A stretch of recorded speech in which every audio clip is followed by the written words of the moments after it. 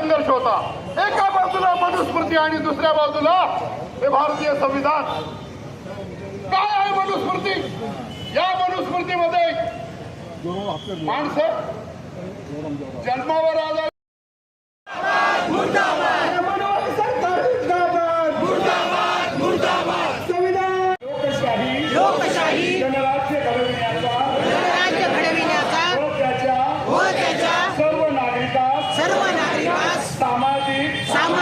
आर्थिक व राजनैतिक न्याय विचार अभिव्यक्ती विश्वास स्वातंत्र्य दर्जाची व संधीची अत्याचार केले। घरातले माणसं तिथे त्या समोर मारले गेले, ती लढली। आरोपींना त्यांनी जेलमध्ये घातलं, जन्मठेपेची शिक्षा झाली। ज्यांची सत्ता आली त्या आरोपींना बाहेर काढलं गेलं आणि त्यांचा सत्कार केला जातो। ही एक प्रवृत्ती आपण लक्षात घेतलं पाहिजे। बदलापूरच्या घटनेमध्ये त्या मुलींवर अत्याचार झाले, आरोपी मारला, पण कोणाला संरक्षण देत होते, ही कोणती प्रवृत्ती होती हे तुम्ही ओळखलं पाहिजे। ह्या सगळ्या घटना आपल्याला दिसत आहेत की प्रवृत्तीचा भाग आहे, आज लक्षात घ्या। आपण पाहिलं की 2-4 या आठवड्यामध्ये काही गोष्टी घडल्या। ही प्रवृत्ती देश राज्यामध्ये वाढताना दिसते, देशामध्ये वाढताना दिसते। हा देश कुठं जाणार? या देशाच्या लोकशाहीचं काय होणार? धर्माच्या नावाखाली मतं मागायचे, जातीच्या नावाखाली मतं मागायचे, सत्तेवर जायचं आणि पुरोगामी विचाराला पूर्णपणे मोडून काढायचं, ही वृत्ती चाललेली आहे। आणि म्हणून आपण निषेध करत असताना या सगळ्या घटनांचा निषेध केला पाहिजे, हे सुद्धा लक्षात ठेवा। ही शिल्लक राहणार नाही, ही गोष्ट लक्षात ठेवली पाहिजे आणि त्या दृष्टीनं आपण सगळ्यांनी काम केलं पाहिजे। म्हणजे इथं मोर्चा झाला, काम संपलं, फोटो निघाले, काम संपलं, बातमी आली, काम संपलं, तर तुम्ही संपले असं लक्षात ठेवा।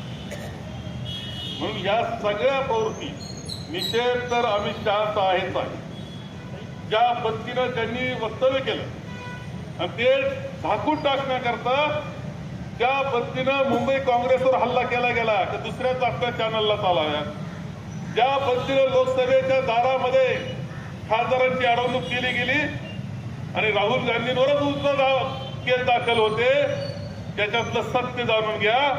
केवळ ही बातमी दाबण्याकरता आणि चॅनल दुसऱ्या विषयावर चालवण्याकरता दिशाभूल करण्याचा कार्यक्रम हा आहे, हेही लक्षात घेतलं पाहिजे। म्हणजे तुम्ही लक्षात घ्या, ही सत्ताधारी प्रवृत्ती सध्याची कशा पद्धतीने वागते आहे, त्यांचे डाव काय, त्यांची कुटिलनीती काय, हे सगळं ओळखून वागण्याचे दिवस तुमच्यासाठी आलेले आहेत, हे लक्षात घेऊन पुढची वाटचाल तुम्हाला सगळ्यांना करावी लागणार।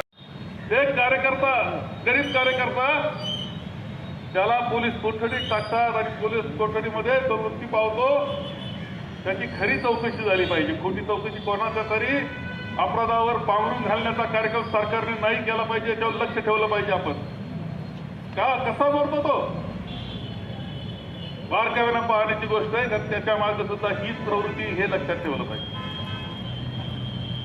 देशमुख सरपंच कशा पद्धतीनं मारला जातो, काय गुन्हा, बीडमध्ये काय गुन्हा होता त्याचा, अप्रवृत्तीची गुंडशाही होती, तिच्या विरोधात तो उभा राहिला गावामध्ये, त्याला अक्षरशः डांबून नेलं गाडीमध्ये आणि काही तासांनी सापडला, हाल करून मारलं त्याला संरक्षण देण्याचा प्रयत्न तर नाही चालला, शंका वाटते। खंड्या रस्त्यामध्ये गुंडा श्रद्धास्थान, आराध्य दैवत, त्यांचा पुतळा कोसळतो, काही महिन्यामध्ये कोसळतो। पंतप्रधानांनी त्याचं अनावरण केल्यानंतर कोट्यावधी रुपये खर्च करून बसवलेला तो स्मारक अनावरणाकरता वापरलं जातं, ते श्रद्धास्थान आमचं कोसळल्यानंतर काय दिसतंय, त्याच्या भ्रष्टाचारावर चौकशी केली जात नाही। जे पुतळा उभा करणारे होते त्यांची श्रद्धा ही छत्रपती शिवाजी महाराजांवर नव्हती, आमच्या आराध्य दैवतावर नव्हती, हे पहिलं लक्षात घेतलं पाहिजे। हीच ती प्रवृत्ती आहे, हे लक्षात घेतलं पाहिजे।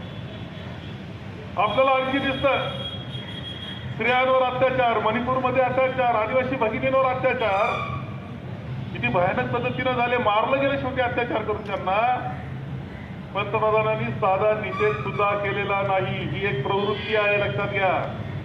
आदिवासी महिलांवर होणारे अत्याचार त्याचा साधा निषेध नाही, दखल नाही, पार्लमेंटमध्ये दखल घेतली जात नाही. हे चित्र आपल्याला आपल्या पैलवान मुलींवर अत्याचार, खासदार मोकाट फिरतो, मुलींना मात्र तुरुंगात टाकलं जातं. ही एक प्रवृत्ती आहे, लक्षात ठेवा.